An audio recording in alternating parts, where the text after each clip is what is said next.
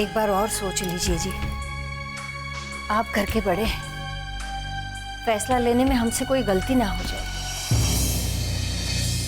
आज पहली बार ऐसा लग रहा है जैसे तुम मेरे फैसले से सहमत नहीं हो सुनंदा। ऐसा नहीं है, आपका हर फैसला मेरा फैसला है। मैं तो बस इतना सोच रही थी कि कहीं इससे घर में तनाव और ना बढ़ जाए, और हो सकता है कि घर के बाहर भी चला जाए। आपने तो हमेशा सबको एक साथ रखना चाहा है ना। हो सकता है कि इससे हमारा पूरा परिवार ही बिखर जाए। सच जी काका, इस बार आपने बड़ी सख्ती से निर्णय लिया है। आप जानते हैं कोकिला जी के स्वभाव को, बहुत जिद्दी हैं, किसी के सामने नहीं झुकेंगी। और वैसे भी इस वक्त द्वारकादास जी के जेल में होने से काफी दुखी हैं। और ऐसे हालात में उससे माफी मंगवाना कहीं। ये हालात उसके खुद के बनाए हुए हैं सुनंदा, और इंसाफ के लिए सजा देते वक्त सिर्फ गुनाह देखा जाता है, रिश्ता या हालात नहीं। गुनाह का कद हालात छोटा या बड़ा नहीं कर सकते।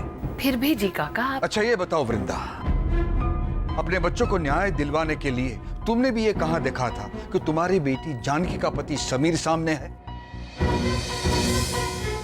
तुमने उसमें उस वक्त रिश्ता नहीं, सिर्फ गुनाह देखा था। जी हाँ, जब मैंने इंसाफ की लड़ाई लड़ी तो मुझे सिर्फ गुनहगार दिखाई दिया, रिश्ते या हालात नहीं। इंसाफ के लिए ये बहुत जरूरी भी है वृंदा।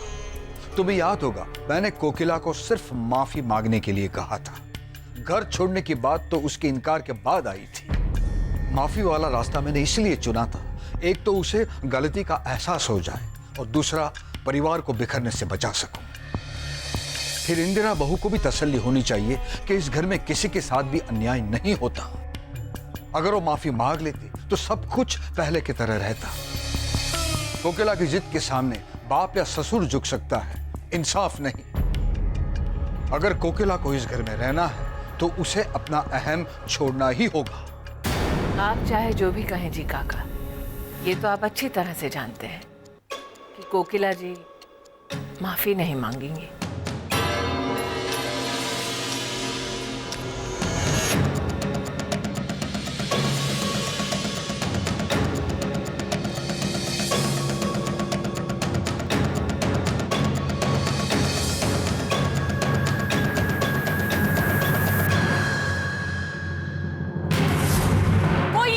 मुझे इस घर से कोई भगा कर नहीं लाए हैं, शादी करके लाए हैं यहाँ। मेरा भी उतना ही हक है इस घर पर जितना कि दूसरी बहुओं का। अफसोस की बात तो यह है कि जिससे शादी हुई है उसे तो मेरे मान सम्मान की कोई परवाह ही नहीं। बापूजी सबके सामने मुझे इतना सब कुछ सुना रहे थे और आप थे कि चुपचाप सुन रहे थे। कहाँ? वहाँ सबके सामने मुंह खोलता भी तो तुम्हारे खिलाफ ही बोलता। मैं भी वही कहता जो बापूजी ने कहा, सेम टू सेम। हाँ बोलो, तुम भी बोलो। आज मेरे डैडी यहाँ नहीं है ना, इसलिए हर कोई मुझे सुना रहा है। अगर मेरे डैडी यहाँ होते तो मजाल थी किसी की कि कोई मुझे कुछ कहता। खबरदार अगर उस आदमी का नाम मेरे सामने लिया है तो।